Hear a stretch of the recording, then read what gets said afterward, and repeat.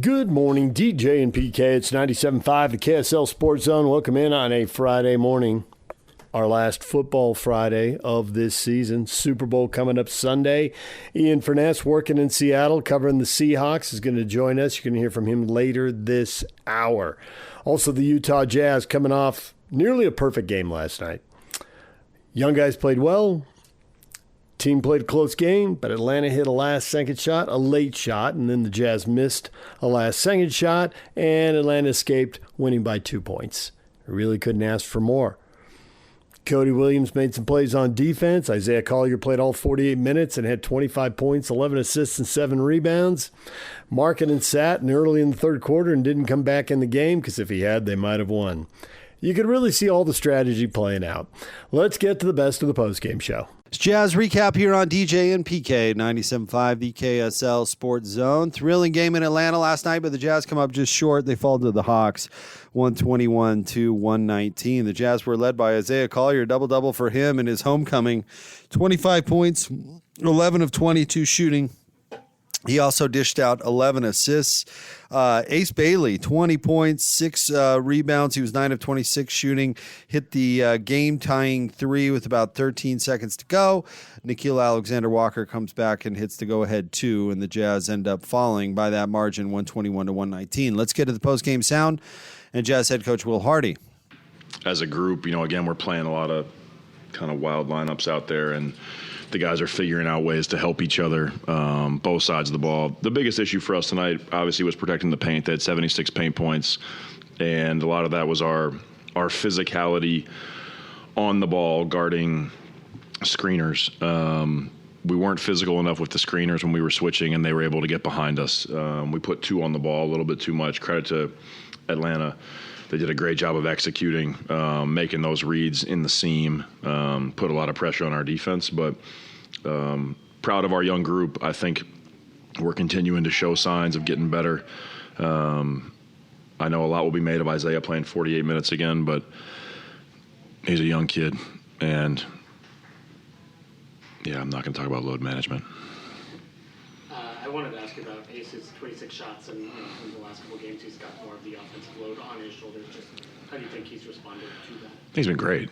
I think the first step for a young player is making the right read to get shots off. I thought Ace showed a variety of things offensively tonight. I think, his ratio of threes was pretty good. At some point in his career, on 26 shots, you probably take more than 8 threes. But I thought his ability to get out in transition and put pressure on the rim, he found a few pull-ups. Obviously, that 3 he hit late was big. But he's doing it in a variety of ways. And I think that's the part that I'm most excited about, is he's showing a lot of growth in terms of recognizing where he can get shots off.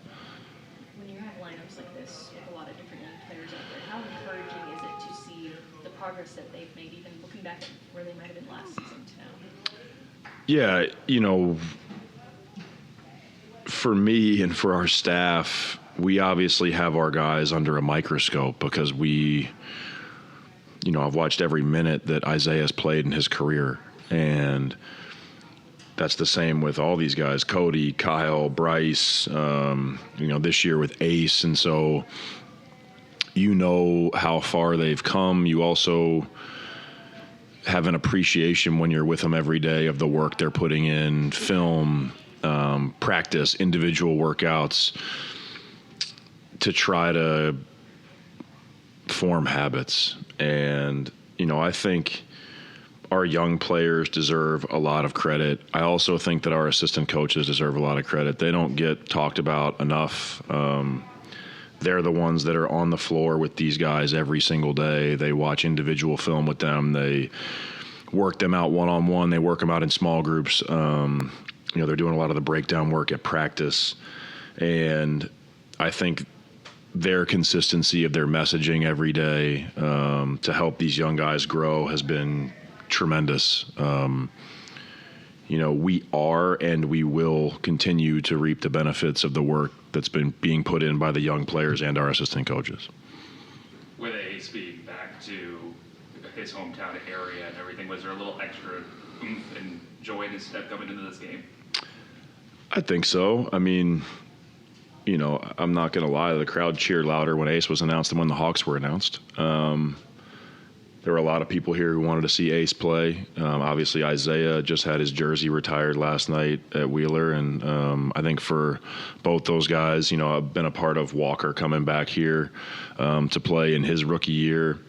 I think any young player getting to play in front of people that they love and people that they grew up with, people that have been a part of their basketball journey, is exciting. I also think there's a lot of pressure in that. Like, you want to play well. You want to play great in front of all your people. You know, we are lucky that Ace is an energetic guy every day.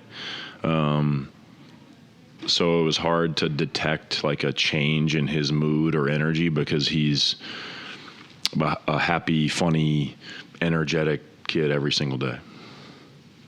With Isaiah, what are you telling him to do, you know, after playing 96 minutes? Like, just keeping his body right and trying to, you know, make sure that he's healthy for the next one? Yeah, I think our medical staff does a tremendous job of working on all of our guys' bodies.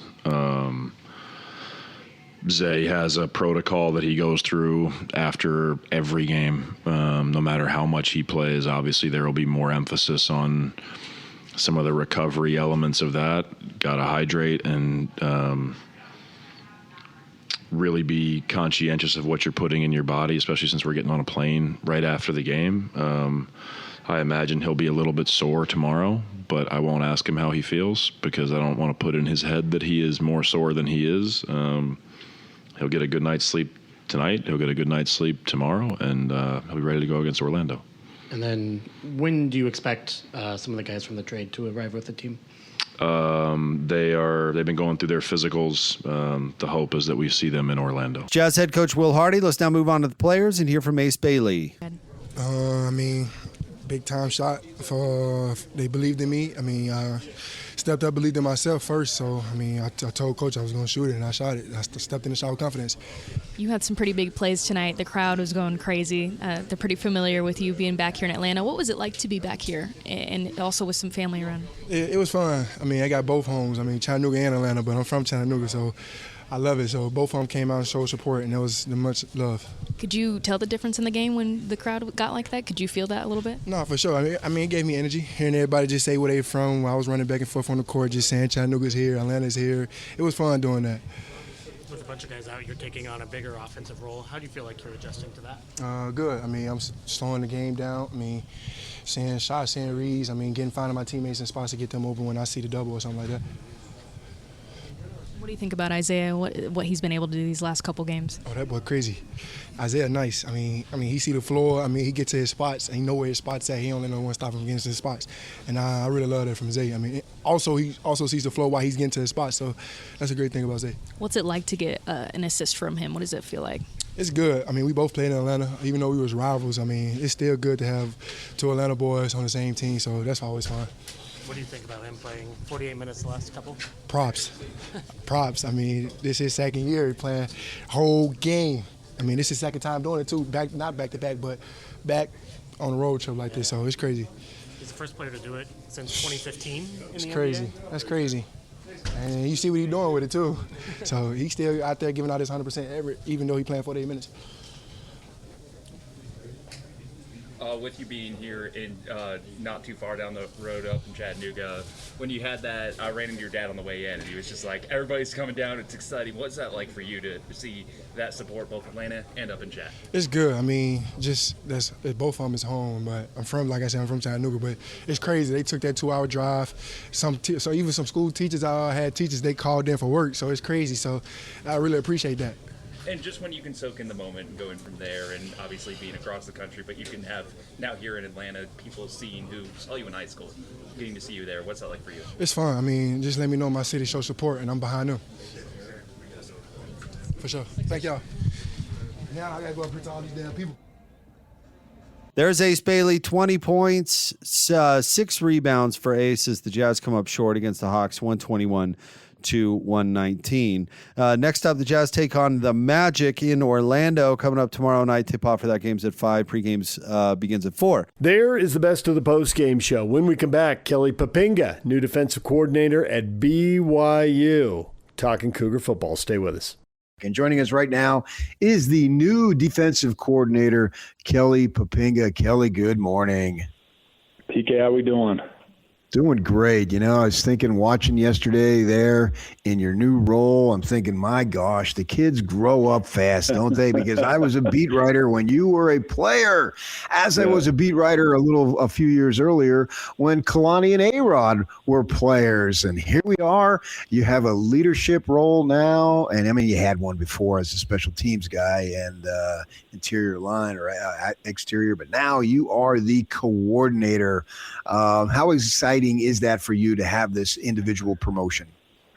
It's been really exciting to kind of see everything come together, to see our staff come together, to see the players stay and be retained, and all that happened too. I don't want to give it any credit to myself.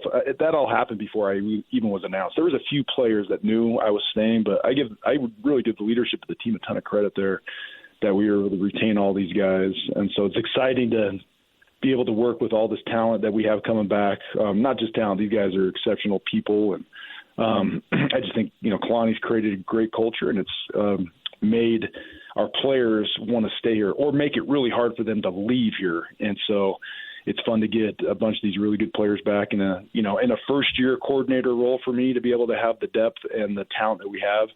It's going to make my job a little easier, right? And so excited for the opportunity and the challenge, and very thankful to Kalani to giving me this opportunity. It's funny how much things have changed over the years as far as, recruiting is always a big deal, right? It always has been a big deal. You guys spend a ton of time recruiting. I've seen you sitting there watching high school basketball games, watch sophomores. So they're still 2-3 years away from potentially making a commitment. So you have to establish those relationships, and then you'd have to establish relationships with high school coaches, JC guys, and there'd be a few transfers here and there that would have. Now the transfer portal is huge, but also I think maybe an underappreciated story, Kelly, is now basically the retainment period. I don't even know if that's a phrase, but I'm going to coin that in terms of you've got to make sure that you keep your guys, because you've got some really good players. And we've seen guys who follow coaches, and obviously Jay and Janelle go with Kyle to Michigan. So that was one. Plus there's others, I'm sure.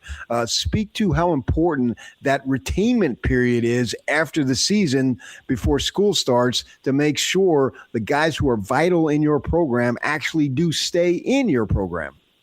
Yeah, to me, it's the most important part of recruiting now is you spend all, like you said, you spend all this time, you spend all this money recruiting these kids to come here in high school, which is really, that's probably the most important part, right? You got to get him here first, but the second most important part is you got to retain him here. And that's a part of recruiting that we use is like, okay, we're going to recruit this guy.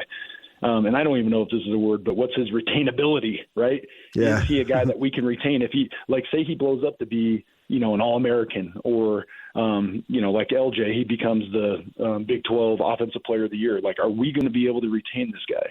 And to LJ's credit, he had a lot of people that were coming after him, and he didn't want to go. He wanted to stay. And it goes back once again, I think, to the culture Kalani's created here, the way that we push our guys, but at the same time, Kalani likes to have a lot of fun doing it. And so I think the guys know that we're going to take really good care of them.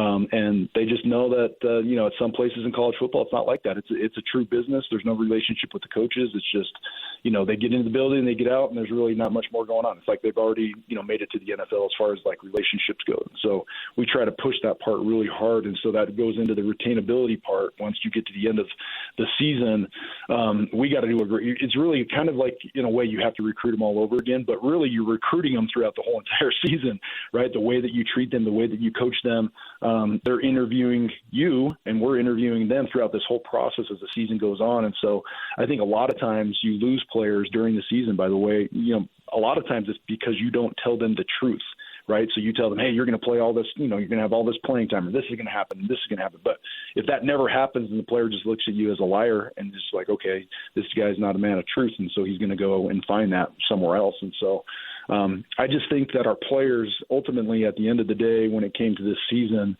they saw that we were trying to do it the right way, and I think they saw the result of it, and the result was good, right? And so I think a lot of them were like, why would I leave a situation where the results are good, we're getting what we've been looking for as a player, and I think that validity of winning and being successful, not just on the field but off the field as well, has helped retain our roster. The way you speak of that, and I think it's kind of a perception, and I want you to address it, is that, the kid glove approach now, that the kids, you got to make sure that you're building them up and maybe even buttering them up. And so you can't, and I heard the UCLA basketball coach say this the other day, is that he can't coach them the way he used to. And the reference there that we would take inference is that, well, you can't coach them hard. And I wanted you to address that, because you have to coach them hard, but you got to make sure that, I guess, you're not offending them. How much of that is a line that you got to straddle to make sure you still coach them hard, but you don't upset him and mom and dad and girlfriend or wherever it might be? Yeah, I totally disagree with the UCLA coach. And I think I actually saw that quote. And the reason why is I think if you have the right kid, he wants to be coached hard.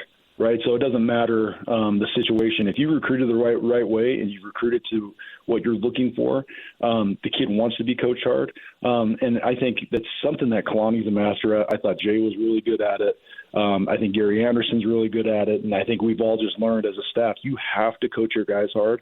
But then at the same time, you got to love them up and you got to take care of them. And there's that fine line of you can't be his buddy and his friend all the time, right? And that's really not our job. Our job is to help them reach their potential as a player and as a person. And if you're not doing that day in and day out, coaching them hard, they're not going to become the best version of themselves. And every good player will say that, right? They want to be coached hard and they want to be given the proper coaching.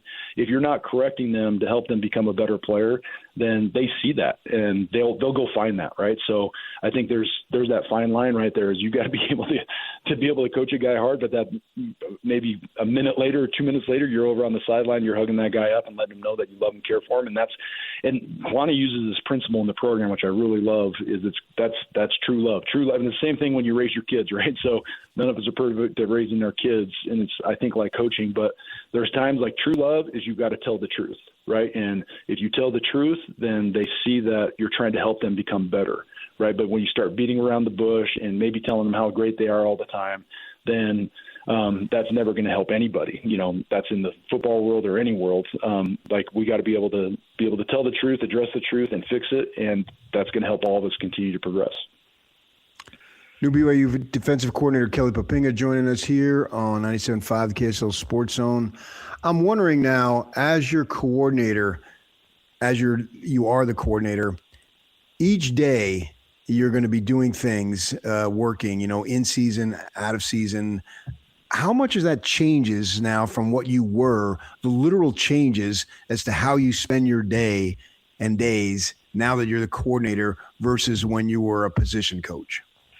Yeah, there's a lot going on. So it just from you're no longer just recruiting your position, but now you're recruiting the whole side of the ball. And we'd all help each other out, but now it's like you're one of the main contacts with every single one of those guys. So I think that takes up a lot of time. It's the same thing when you coach your position.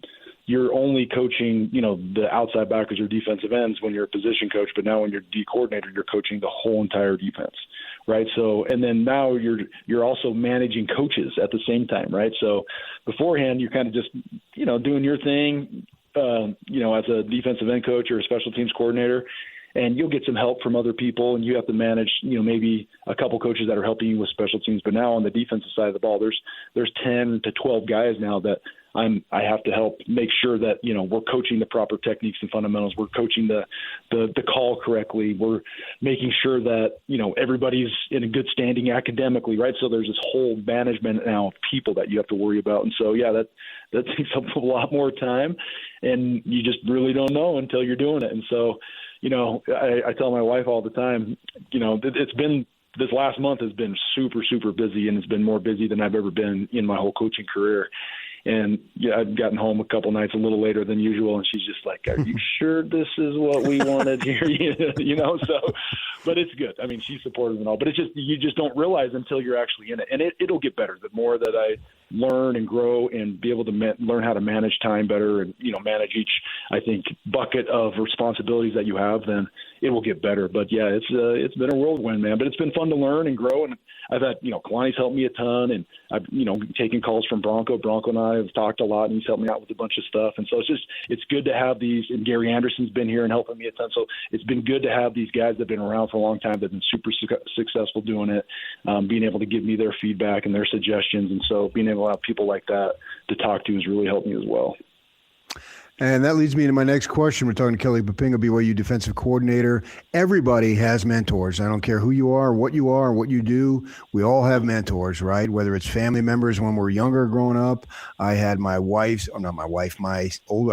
couple older sisters, and one of my sister's husbands was my guy. I didn't have a big brother, and he was my big brother. He was 10 years older than me, and I owe so much of what I am about to him. You recruit Arizona, don't you? You have recruited Arizona. Yep. Yeah, well, he was a soccer coach at Cactus High School. I don't know if you ever made it out Cactus that way. Yeah. Yeah, the little press box thing, if you enter go the next time, it's got his name on it because he started high school soccer and was one of the gurus in high school soccer. Anyway, he was my guy, and I didn't make a decision without consulting with him because I knew he had my best interest at heart at all times. He's gone now, and I miss him dearly. But anyway, I wanted to hit on your mentors. You already mentioned Bronco. Who else you got?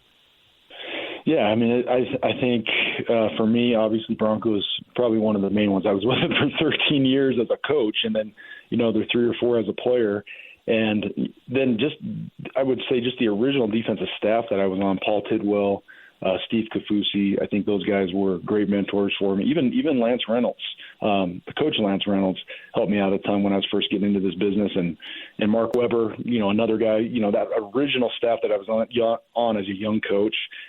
Really helped me grow, develop, and know who I am in the coaching world. But as far as just defensive mentors, I would say it has to come down to Bronco. I think Nick Howell's, into that right there. I think even my time at Boise State, I had Spencer Danielson, who's now the head coach, and Andy Avalos, and Kane Ione. There's tons of people that have been.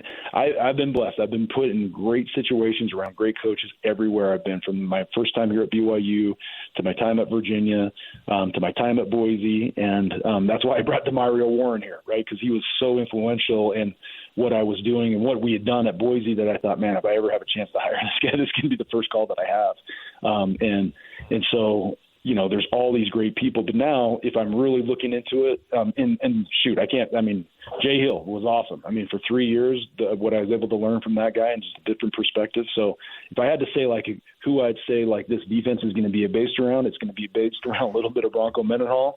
It's going to be based around a little bit of what we did at Boise State. It's going to be based around, a little bit of what Jay Hill did. And, that the whole fundamentals is going to come from Kalani and Gary. They're the ones, really, if you look at the tree from Kyle to Gary to Kalani and Jay, and then now the situation that we're in now. So I just think each phase of that is going to have their little twist on this deal. But yeah, if you had to say where it all started, it started with probably Kyle Winningham, and even before that, Fred Winningham, right? So that's where it all kind of stems from, which is cool. There you go. And it's I look at it now and be like, whoever thought that I'd be a part of that tree, but I am a part of it now, and I've learned a ton from it. And so to be able to take that, what I've learned, and apply some of the stuff that I learned from Bronco and from my Boise State times, it's the same thing I did with special teams. I'm going to try to take the best of all the worlds and, find find our mix of what works for our team and our players. And that's our job. And that's what we're doing right now, is looking at last season and saying, okay, what fits into this defense, this style of defense that we want to play with the players that we have, and then we'll run with it. And I'm really excited about where we are at this point. There's Kelly Poppinga. When we come back, Ian Furness, living in Seattle now, covering the Seahawks and Patriots in Santa Clara. Ian Furness talking Super Bowl next. Joining us now, Seattle Seahawks #1 fan. You remember him. He is the big man, Ian Furness. Ian, good morning. What's going on, man? How are you? Look at you leading the show and everything, man. Look how far we've come over the years. Over the years, that is for sure. That prepositional phrase is the key to our show, over the years. has to be the longest running morning show in America, isn't it? My goodness. Gotta be. It has to be. With no end in sight. No. Despite everyone's wishes, it still continues to trudge on. So I know. DJ is off today. Voice, PK. Good. Yeah, I hear you taking some time. I mean, why work this week? It's not much going on. Jazz trade, Super Bowl week. I mean, it makes sense. I don't think it's vacation. I think it's some other stuff that he's got going. Okay. All right. Well, good to hear your voice, PK. Good to hear your voice. So we've got the Super Bowl. Seattle Seahawks back in it. Improbable, I think it's fair to say. And when Sam Darnold came aboard, what were your expectations for this team and for Sam? Well, I truly thought that. I mean, they were coming off a 10-win season last year. Yeah. I mean, it's not like they were rebuilding. That's why I said somewhat improbable. Yeah, because I mean, the Patriots, I think, were more of that. Although, the way the NFL works, there's an East Coast centric, view of things sometimes that kind of bleeds into California with the 49ers and the Rams, and but I'll be honest with you, and we probably talked about this last year. At the end, I was not a big Geno fan. I thought there were a lot of red flags with him in the final year, 2 years, really, in terms of his, how he played, how he handled himself, kind of his priorities. He was a Pete guy. He was never a Mike McDonald guy. What Darnold did, if you take the 2 games out the final year in Minnesota, the final regular season game and the playoff game was remarkable. And, guys I talked to around the league were, in specifically in San Francisco, Minnesota, and even Carolina, were all like, hey, this dude's got something. There's something there. There's a reason he was drafted where he was. A lot of good players go to the New York Jets and aren't very good after that because of the New York Jets. And so I expected, I think we talked about at the start of the year, we've all been kind of looking back on what our things were. I saw maybe an 11-win team, 12 tops. But, they've surpassed that. So, yeah, I thought the Rams would be the best team in the division or the 49ers, but Seattle would be right there. I didn't see a division championship or a Super Bowl. So they've exceeded slightly my expectations, and I think a lot of folks.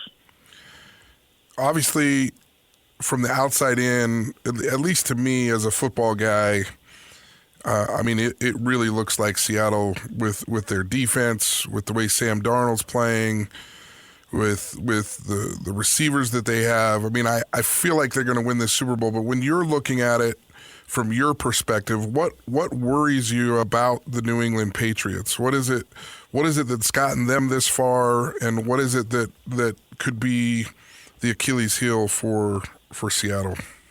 Yeah, Riley, I think that, if you just look at just kind of the two teams and the general matchup, you're hard-pressed to find a place where Seattle, position group-wise or what have you, isn't better.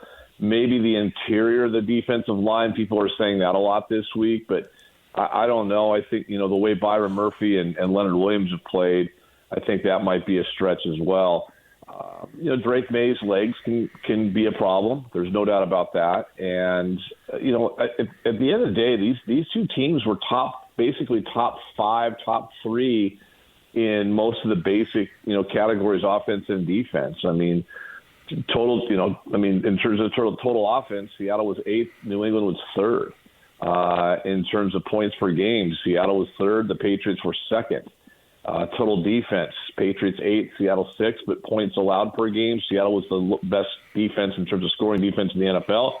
Patriots not far behind at 4. So it's just kind of these two teams that are very even, at least in terms of some of those numbers. So, at that point, anything can happen. I do think that, Seattle's better at the skill positions overall.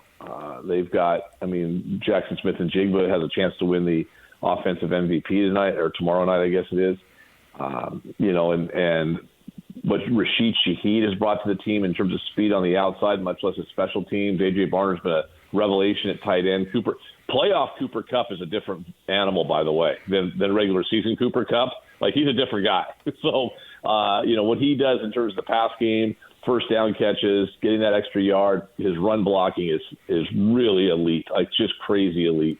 But I think if I was to worry about something, it's the Super Bowl and it's this team. And, I was there in Arizona when some weird things happened. So who knows? And I guess the other thing would be just the general thing. When we went back and covered the Super Bowl 48 in New Jersey, if you guys remember, that was Peyton Manning, highest scoring offense in the history of the NFL, all that stuff. No one was giving the Seahawks and that Legion of Boom defense a chance. It was like, boy, they're gonna smoke them, and it was the opposite. Seattle ran them out of the building. So stuff does happen. There's not a lot of back and forth where you can kind of really kind of do a side by side comparison. I will say this: New England's schedule in the regular season was pretty soft, pretty weak, in the way the NFL works it out. Right? It's if you have the worse record you have, the easier your schedule is going to be in some of the crossover games that aren't divisional. So New England had a little softer schedule and got their way through it. But I think Seattle will win, but I think it's going to be closer than people think. You speak of Sam Darnold, the Jets, but he was also with the Panthers and Niners, and I guess maybe he needed some opportunity to shake off the negative rust from the Jets. And he had the decent season last year for sure, and signs there. He played at San Clemente High down there in San Clemente, California. Now, that's a quarterback factory. You'll never guess who their starting quarterback at San Clemente High is right now. I know who it is. You'll never guess, Ian. I won't even try it. Who is it? What year did you leave here? 2002. End of 2002. So okay, November so that was John Beck was just getting started. I'm sure you remember him at BYU, right? Yep. His son is the starting quarterback at San Clemente High School. That's just fantastic. Thanks for making me feel older. Wow. Keep your eye on him. No, I keep up with all that stuff. Listen, PK, me and BYU fans. We're tight. We're still thick as thieves, man. That's I'm still weird. keeping track of what's going on. PK's really close with them too. Well, I am one because I'm one. I know. Yeah, I was always welcome down in Provo. They love me down there. We're so talking I to might a come couple back of and visit. Cougars here. One from Washington State, one from BYU. Yeah, Riley. They don't. For some reason, I don't know why I didn't quite mesh with those guys as well as the guys in the red. But man, that makes me feel really old. Thanks, PK. I appreciate that.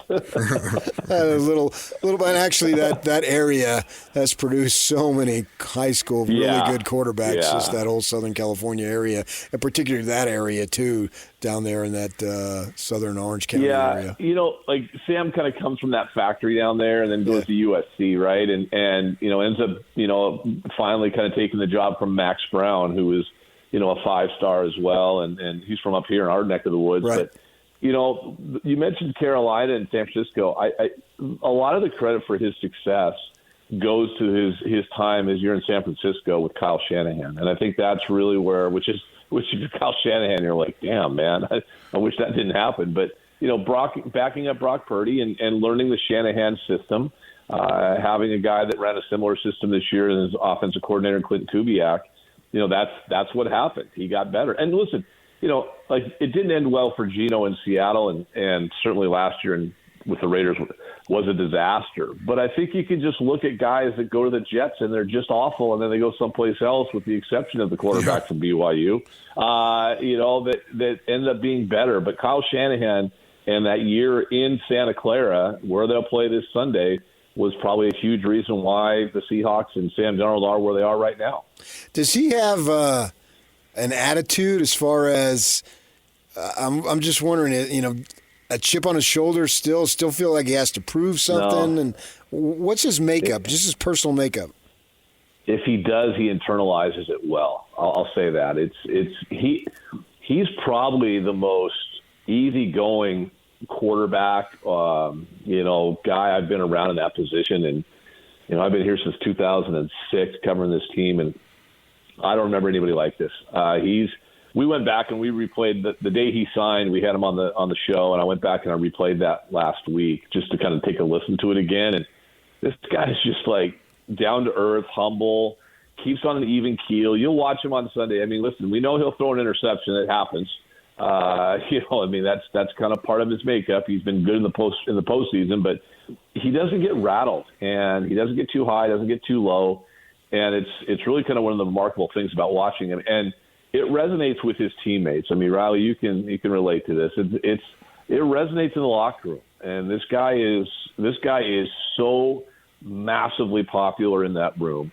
And for a team that went through the waning years of selfish Russ, and then I would say the same with Geno for the last year and a half, it's a welcome change. And I think if you want to look at one of the intangibles for this team and where they are today, it's the belief in Sam. I mean, Ernest Jones, their middle linebacker, and we all know defense doesn't always get along with the offense. It certainly wasn't the case with the old Super Bowl teams in Seattle. That was oil and water. But Ernest Jones got up and had a passionate, expletive-laden, diatribe about how great Sam Darnold is, and anybody who wants to argue might as well walk up to the podium right there and take him on, because these guys back him up, man. It's really amazing, and I think it's one of the cool stories of this team, how close they are, how tight-knit they are, and I think that comes from their belief and their love for Sam. Well, I through the quarterback circles that I'm in, that's exactly the same thing that I've heard. Just how down to earth he is, how authentic he is as a person. I wanted to shift gears just a little bit, and you mentioned a little bit of the East Coast, not bias, but it's East Coast centric for the NFL, right? And we don't hear as much about Mike Macdonald. And what is it that Mike Macdonald brings to this team that's different from past coaches that have won Super Bowls and different than the history of the Seattle Seahawks that maybe we don't even notice in Utah because we do hear so much about the teams back east? I would put him in the category. I'm just trying. You know what? If I'm just kind of in terms of personality, I'd almost put him in the Kyle Whittingham world. And I'm not. Listen, that's not a dig, because I know there's probably some fresh wounds there with him going to Michigan. But I just, a guy that's a defensive dude that kind of oozes defensive attitude, but is somewhat, not demonstrative, quiet. The one thing with Mike is, when he got hired, we're talking to guys back in Baltimore that, dealt with him when he was a coordinator back there. And they're like, yeah, don't get too excited, man. His interviews are going to be boring. He's got no personality. I'm not sure if he can communicate with guys and all that stuff. We all knew he was kind of a defensive guru, genius in a sense. And I'll get to that in a second, talking to players. But his personality's really blossomed. He's not Pete. Pete's one of a kind in terms of rah-rah, up and down, here we go, day before, win forever, blah, all that stuff. And that worked for Pete, and it worked for a while here.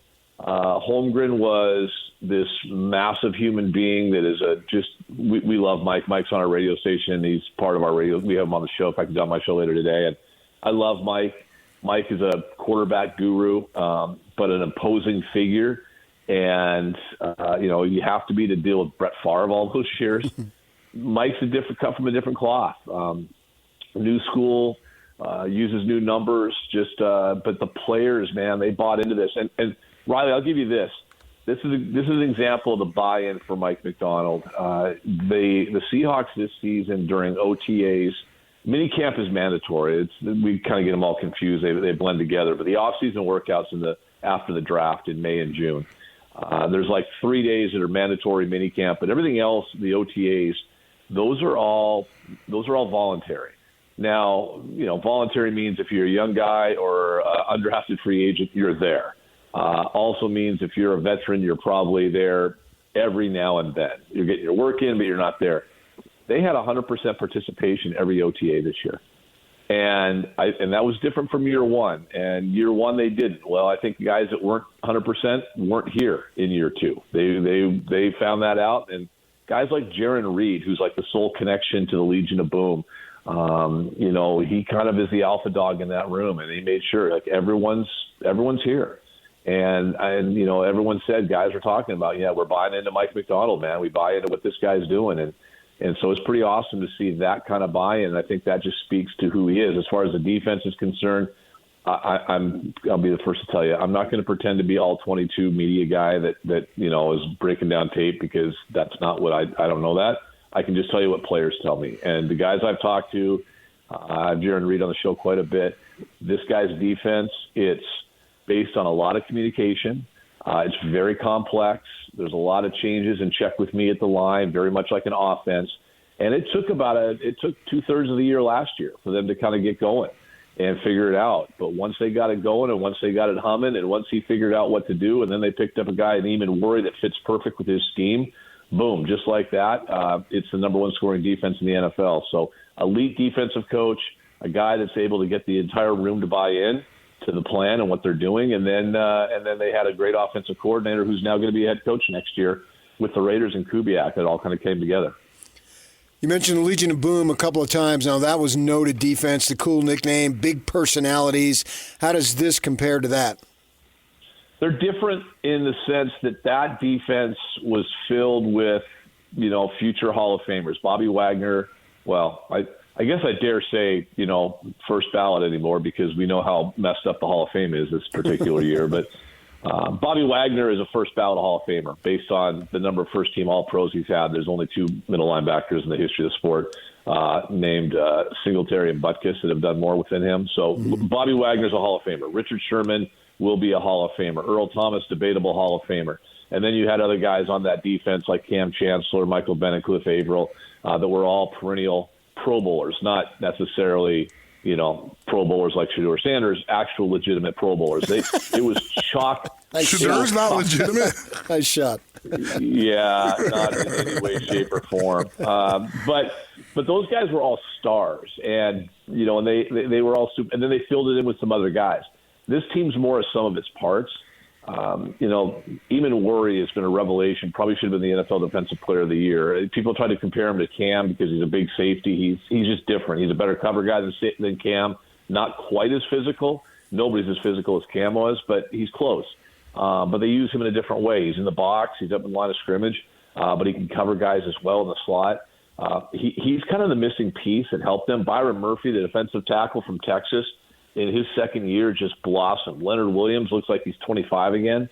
Finally got recognition award-wise by the NFL this season. But they don't have – here's the funny thing. That team that won it, they had two guys in Averill and Bennett that were technically backups, but, just because Chris Clemens and Red Bryant started. But those two guys were double-digit sacks guys, like 10, 11 sacks a year. Which in today's NFL isn't great. Like, it's good. You want to, but it's 20 total. You live with that. That's you're really good from the defensive end. This team's top sack guys had 7 sacks, so they do it. But they had 47 as a team, so they do it by committee, and they do it from everywhere. So they're just different. It's not as star laden as the Legion of Boom, but the results are the same. I mean, the Legion of Boom had that long stretch where they were the number one scoring defense in the NFL. For 4 or 5 years in a row, and this team just did it this year, and probably no reason to think they won't do it the next couple of years as well. So they're different. Personalities are different. They're not as boisterous. They're not as over the top. Right. They don't have defensive backs that are yelling at the quarterback in practice and chirping him the whole time. It's a little bit different attitude, but they're different. But they're really, really a good defense. I mean, they are a really good defense. And if you haven't watched them play, check them out on Sunday, because I think they're going to give Drake May some issues along the way. I do too. I think Seattle is going to get another Super Bowl winner. I suppose it's the sports gods making up for the Sonics leaving, huh? Maybe that's it. I don't know, buddy. That doesn't make. I mean, listen. Like, we're on 18 years. We think it's going to be 20 before they come back because it's a nice round number. The NBA is that's how they work. They're stupid and petty, but. Hey, can I ask you? I got to ask you guys a question, because my son, who was born in Sandy, Utah, Alphaview Hospital. Sure, and by the way, PK, you remember him when he was an infant? He just graduated from college. Nice. Way to make me feel old, Ian.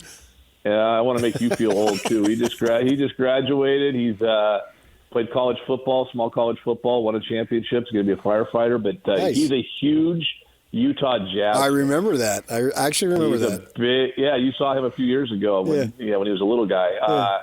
He wants to know who won the trade. He thinks long-term Utah. He likes it, but he wants to know who won the trade. I need to pass that along to him. Well, I mean, I always go by, who gets the best player, and of all the players, there were 8 of them. I think that Jaren Jackson Jr. is the best player, that's for sure. The 3 picks, man, they've got plenty of picks. So even if those picks blossom for Memphis or Memphis trades them to get other assets, good on them. You never know what's going to happen. They had cap space, but where are they going to get a player of that caliber? Free agents of his caliber don't really move that much. I don't know that it would have been impossible. Utah still has, I think, the reputation. I think that's chilled. It's not as bad as it once was. I think people have gotten over that and realized with guys like Carlos Boozer and Darren Williams out there saying this is a good place. You'll be fine here. I think that has been basically put to bed to a good extent. It's not South Beach and whatever. We understand that. But I think that they did what they needed to do to make themselves competitive. 4 years of tanking on a proud franchise with a proud fan base that's used to winning was long enough. And now they put themselves in it. Now they don't want Jaren Jackson to play because they got to get that pick. It's top 8 protected or else it goes to OKC. And if the lottery balls fall their way, hopefully they do, they've got a chance to really take a large jump next season and be competitive for a few years to come because their guys are young. So right now, we're optimistic. We'll see what happens. All right, I'll pass that along. We got to get down to a game again. It's been a few years since we've been down there, so maybe. Do you know the guy Ryan Smith? Do you know him, PK? Can you see if you can get me some tickets? You can. Yeah, I've heard of him. He's been on our show a number of times. He's very media friendly. Just check. Say, listen. The guy that used to fill in on your post game shows when the late great Steve Klauke was doing baseball in the postseason. Mm-hmm. Let him know that I'd love to come down. Maybe I'm a poor media guy. I only have 2 jobs, so I need to get down there. Well, let us know. We can set you up for sure. You just got to listen to DJ's stories. So thanks for coming on, Ian. Oh, God. Riley, good talking to you, buddy. Take care. You guys do a great job. We'll talk to you soon. Take care. There's Ian Furness. When we come back, what is trending? The headlines are next.